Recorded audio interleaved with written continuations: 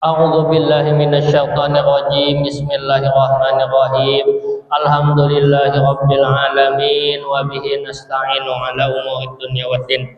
Wassalatu wassalamu ala asyrafil anbiya'i wal mursalin sayyidina wa maulana Muhammad wa ala alihi wa sahbihi ajmain.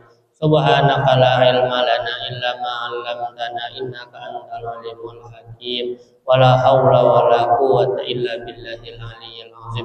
Rabbi shrah li sadri wa yassir li amri wahlul 'uqdatam min lisani yafqahu qawli. Nawaina ta'alluma wa ta'lim wa tadabbura wa tadhkir wan naf'a wal intifa' wal hatta 'ala tamassuki bi kitabillah wa sunnati rasulih sallallahu alaihi wasallam wa dawa ila al-huda wa dalalata 'ala al-khair wa ibtigha'a mardatillahi wa tawabi wa qurbih. Allahumma ij'al majalisana majalisa Rasulillah wa ayyamana ayyama Rasulillah wa layalina layali Rasulillah wa shrah sadurana bi ulumi Rasulillah wa atli alsinatana bi anwari salati wassalamu ala sayyidina Rasulillah sallallahu alaihi wasallam. Qala al-musannif rahimahullah ta'ala wa nafa'ana bi ulumi fid amin. Syurutul wudu'i 'asyaratun. Al-islamu wat tamyizu wan naqa'u 'anil haidhi wan nifas wa amma yamna'u usul al-ma'i ila al-basharah wa an la yakuna 'ala al-'udwi ma yughayyiru al-ma'a wal 'ilmu bi fardiyatihi wa an la ya'taqida fardun min furudihi sunnatan wal ma'u tahur wa dukhulul waqti wal muwalatu lidaimil hadath. Setelah sebelumnya kita membahas permasalahan rukun-rukun mandi samalah. Nah, sekarang ini kita masuk ke dalam syarat syarat sahnya berwudu. Namun walaupun di sini disebutkan berwudu, namun juga masuk ke dalamnya itu syarat-syarat sahnya mandi. Nah, jadi apabila syarat itu supaya inya sah harus terpenuhi sabarataan syarat ini. Nah, jadi syarat-syarat ini perlu diperhatikan dan juga perlu kita teliti satu persatu. Nah, dan perlu kita lihat terpenuhikah sudah syarat ini. Kenapa? Karena apabila syarat ini kurang satu saja kurang, nah, itu ada sah kita, baik itu wudu di sini ataupun mandi. Nah, jadi syarat yang pertama tuh seorang yang berwudu atau yang mandi wajib itu adalah orangnya itu Islam, nah, beragama Islam. Nah, sehingga bila orang itu beragama Islam otomatis maka tidaklah sah wudunya orang yang kafir atau dalam hal ini yang non muslim. Nah, maka tidaklah sah. Nah, dan begitu juga mandi wajib sama, namun akan diberikan pengecualian bagi siapa? Bagi mandinya istri yang non muslim dalam hal ini daripada ahlul kitab. Ini bahari agar apa? Agar bisa halal. Apabila inya itu gesan haliliha muslim bagi suaminya yang muslim, nah supaya inya kawa bergaul dan inya sudah lepas juga dari haid, nah inya tuh mandi di situ ia sah mandinya. Nah, cuman pada akhirnya apabila inya nanti masuk Islam, maka inya tetap harus mengulang mandi. Sebagaimana pertemuan sebelumnya, apabila ada seorang non muslim masuk Islam disunahkan ia itu mandi. Apabila selama dalam masa non muslim inya itu ternyata ada sesuatu hal yang menyebabkan junub. Nah, apabila ada junub, maka dia apabila masuk Islam harus mandi. Wajib ia mandi, melaksanakan mandi. Nah, ini yang pertama. Dan hampir ke semua ibadah yang kita pelajari itu syarat sahnya itu harus beragama Islam terlebih dahulu. Lalu yang kedua itu tamyiz. Tamyiz ini banyak tanda-tandanya, bulah setidaknya ada beberapa hal. Yang pertama tamyiz itu kita kawa minandui kakanak nih tamyiz kah kadakah? Ini bisa makan seorang dah, makan seorang kawa, minum seorang kawa, bakamih behira kawa. Nah itu tamis dah. Nah, ada juga yang menganggap tamis itu kayak ini, apabila inya itu diajak berpandir, nah, paham yang dipandir akan inya paham dan inya pas menjawabnya. Kakanak tuh bila berpandir, nah bila berpandir tanda, ada juga yang menyambut tandanya kayak itu. Bila diajak berpandir, menjawabnya pas jawabannya, kadang malayau kakanaknya. Nah ini bisa juga, ada juga yang nyambut kayak itu. Kalau ada juga anak tuh jadi sambat memais tuh apabila sudah tahu mana yang kiri, mana yang kanan, kawak membedakan, atau kawak membedakan antara kurma di sini lawan jamrah tuh mungkin kita tuh arang, atau mungkin kawak membedakan antara tahi kucing lawan coklat. Nah, cuman pada biasanya kita memakai bahwasanya tolak ukurnya tuh, oh anak nih kawa makan seorang, deh kawa minum seorang, deh kawa istinja seorang, dan ini dilihatnya dari tolak ukur perbuatan inya, amaliyah inya. Kawa kita menghukumi. Nah, bilanya secara pola pikir anaknya kita melihatnya, maka di dalam pendapat yang memahami pandiran orang tuh kawaknya paham dan ia bagus menjawabnya, pas menjawabnya. Nah ada juga yang kayak itu. Nah jadi di antara sahnya ibadah kita tuh kita harus tamis dahulu. Lain mukallaf, beda lawan mukallaf. Nah mukallaf tuh kan balik laginya berakal. Nah mukallaf, nah jadi perlu dibedakan antara tamis lawan mukallaf. Nah jadi kada usah mahadang balik dulu hanya sampai yang anak tuh. Nah perlu dari umur tamis ini sudah harus dibiasakan. Jadi jangan mahadang ini tuh sudah balik dulu. Nah, jangan mahadang ini sudah haid dahulu ke kanak, hanya dilejari puasa, hanya dilejari sembahyang. Kada awal paling kada harus dari umur ini sudah tak sampai di dalam masanya tamyiz. Nah itu perlu sudah untuk dibiasakan amalan-amalan ibadah terutama ibadah yang wajib. Namun kaidah ini kita tuh ada pengecualian juga bagi siapa? Bagi bersucinya anak-anak yang belum memais agasan tawaf. Jadi kekanakan nih hendak dibawa tawaf nih. Jadi kuitannya mau wudu akan. Nah di dalam hal ini sahja. Padahal kan pada dasarnya kada sah wudunya kakanak yang mana belum memais. Namun pada hal ini bila ada kakanak halus belum memais inya, tapi ternyata kuitannya mau wudu akan gasan ingin dibawa tawaf, maka sah saja. Nah, apa yang dilakukan oleh orang tuanya itu mewudukan si anak tadi, dan anaknya pun juga sah wudunya inya. Alhasil air yang bekas dipakai tadi untuk mewudukan si anak itu dihukumi dengan hukum mustakmal airnya. Ini yang kedua. Lalu yang ketiga, bersih dari haid dan nifas. Maksudnya di sini bersih yaitu apa? Telah selesai masa haid dan masa nifas. Nah, kadeda haid, kadeda nifas. Nah, seperti itu juga segala sesuatu yang dapat menolak baginya wudu. Apa? Misalnya keluarnya air kencing. Seperti haid dan nifas juga ada bersih kita daripada segala najis, seperti keluarnya air kencing. Nah, keluarnya air kencing itu menandakan bahwasanya batallah wudu berhadaslah dengan hadas kecil seseorang itu. Nah, jadi kita harus jadi supaya sahnya wudu kita harus suci dari haid, suci dari nifas dan apa-apa yang bisa membatalkan. Kayak tadi keluarnya sesuatu dari dua lubang.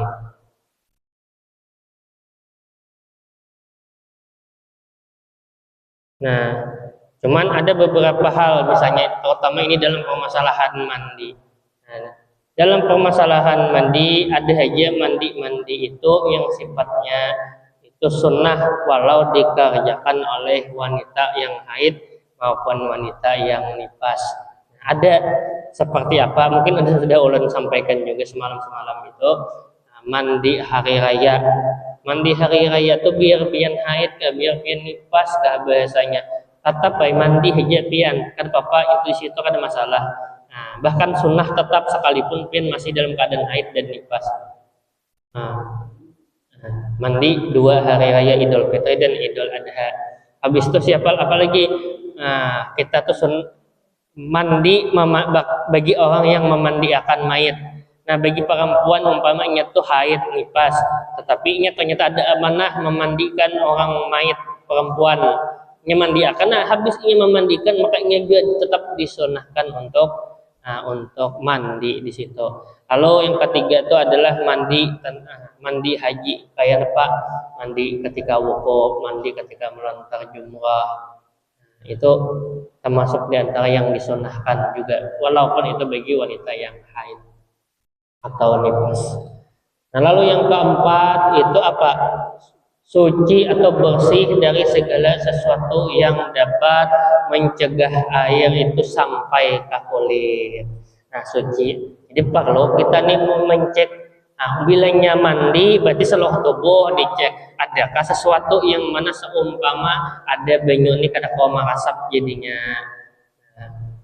Atau misalnya wudhu biasanya muha atau tangan kita cek dulu adakah bekas-bekas minyak masih, bila masih ada bersihi dulu. Nah, pakai sabun umpama. Penting apalagi misalnya perempuan bidian dengan make up yang dempul. Nah, mau bila pakai saking kuatnya tuh banyu mungkin kada kawa manjul banyu. Nah, banyu tuh aja manjul mau kada mau harus makai apa? Misalnya dibersihkan dahulu pakai micellar water misalnya.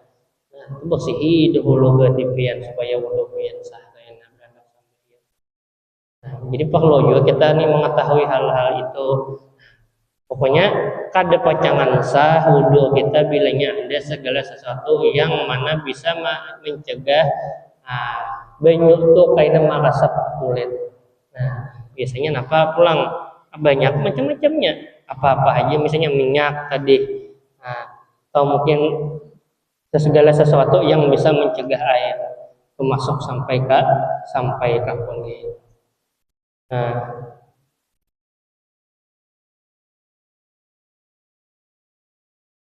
lalu yang kelima, yang suci juga kita dari segala sesuatu di anggota tubuh yang dapat mengubah banyu. Nah, yang mengubah banyu kayak apa? Umpama ada tinta di tangan kita. Nah, tolak ukurnya lihat di tinta tuh.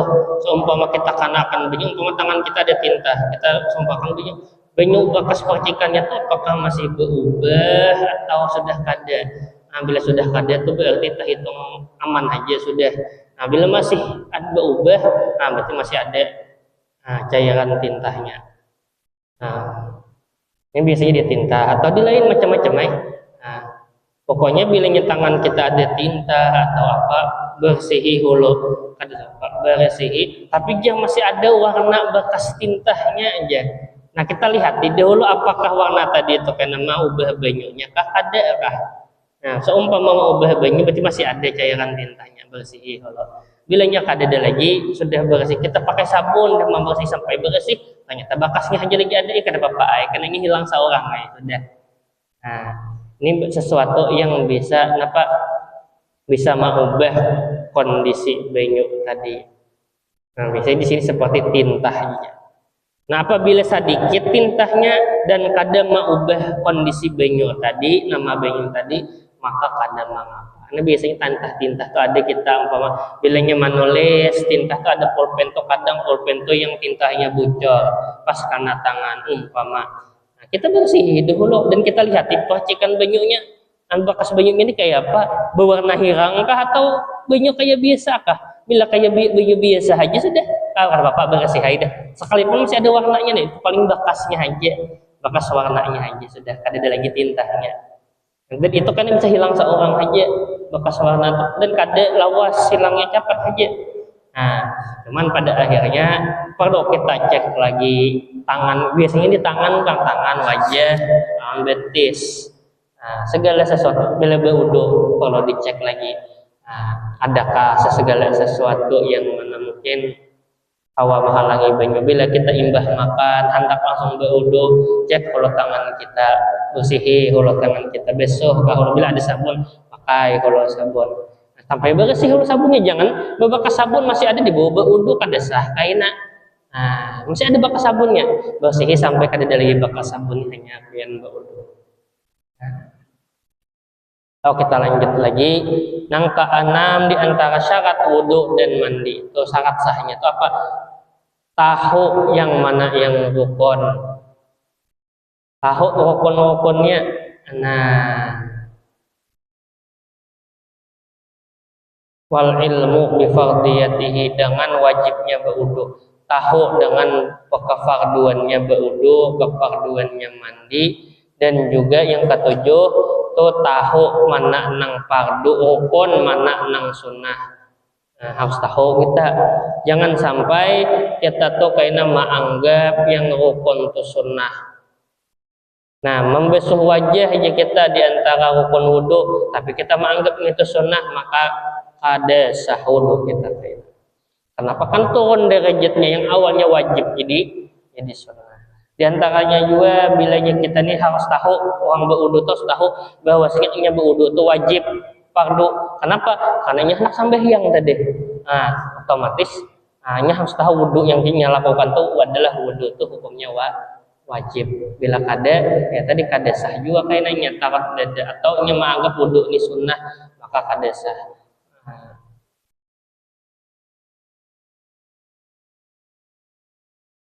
Jadi penting kita tahu wudu nih. Oh, ternyata wudu ini wajib. Nah, karena kita kan wudu gasan sholat.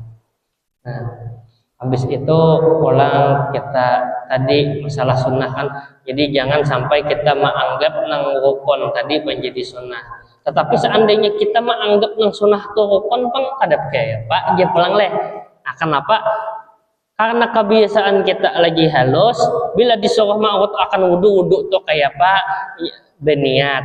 Nah, besuh muha, besuh tangan, ngusap kepala, membesuh talinga. Jangan kita ya kalah hanya betis. Nah, padahal talinga itu sunnah aja. Nah, cuman seakan-akan karena kita bahari di lejerinya talinga atau dimasukkan juga, seakan-akan mungkin kita menganggapnya jadi wajib. Tapi kata Papa, sah ya wudu seseorang bila yang mana menganggap yang sunnah itu wajib. Tapi yang kada boleh itu adalah menganggap yang wajib itu adalah sunnah, itu kada boleh. Nah, kayak mengusap sebagian kepala.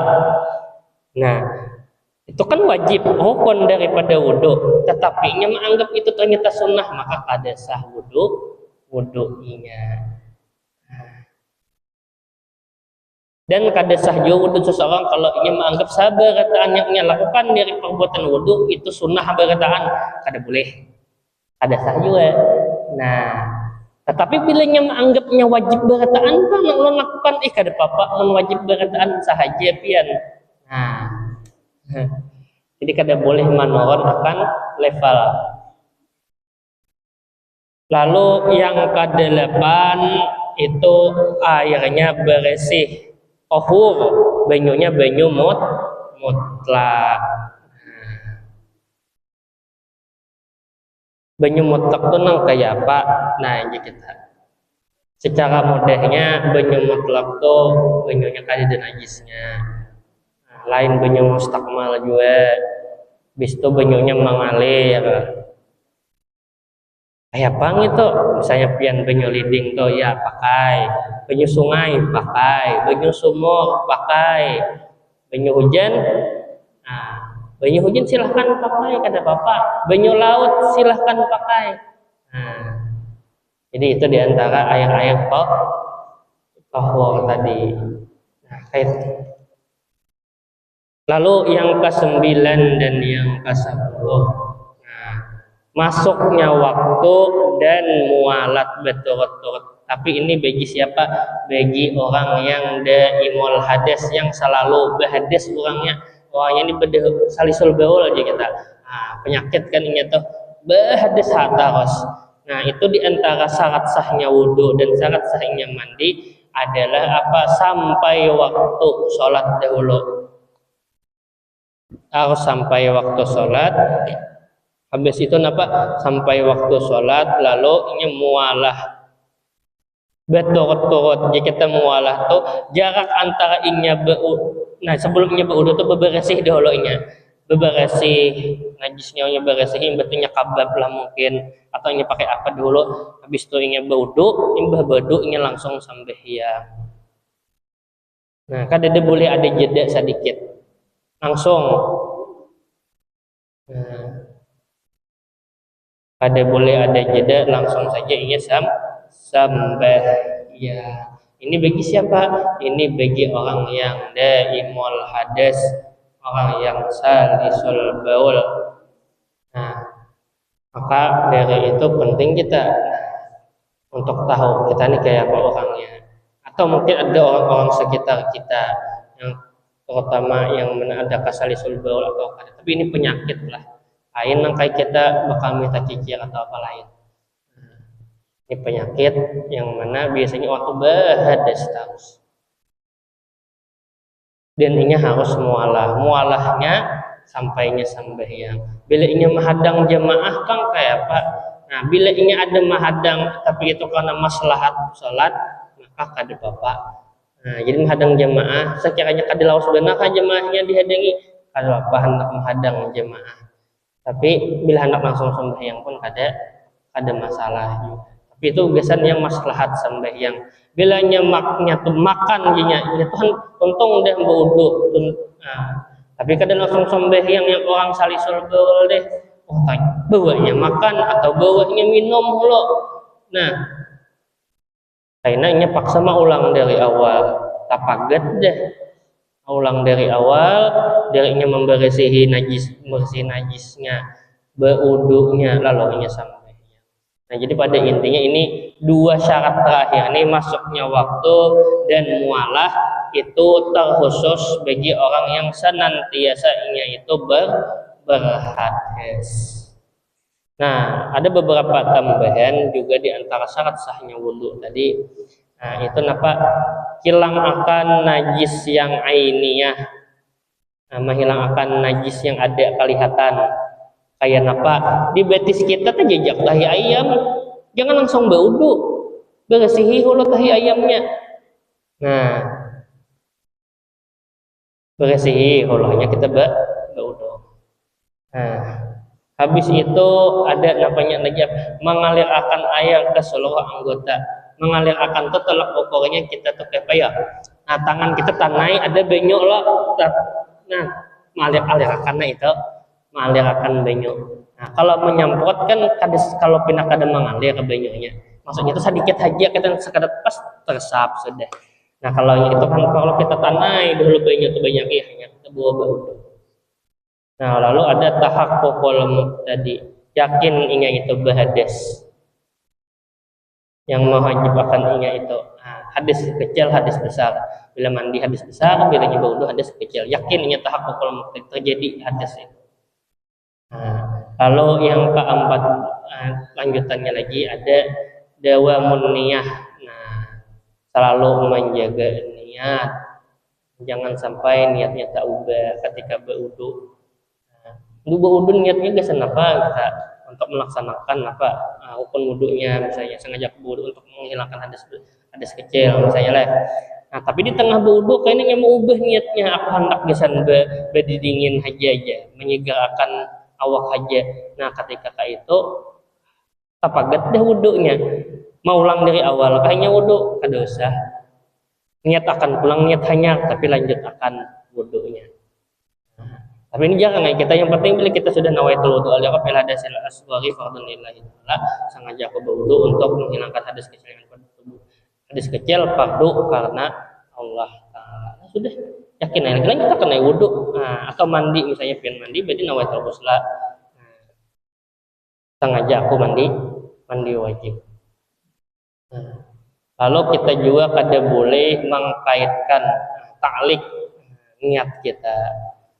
Nah, apabila ada orang berkata kayak ini, nawaitul wudu'a insyaallah. Nah, jika di depan.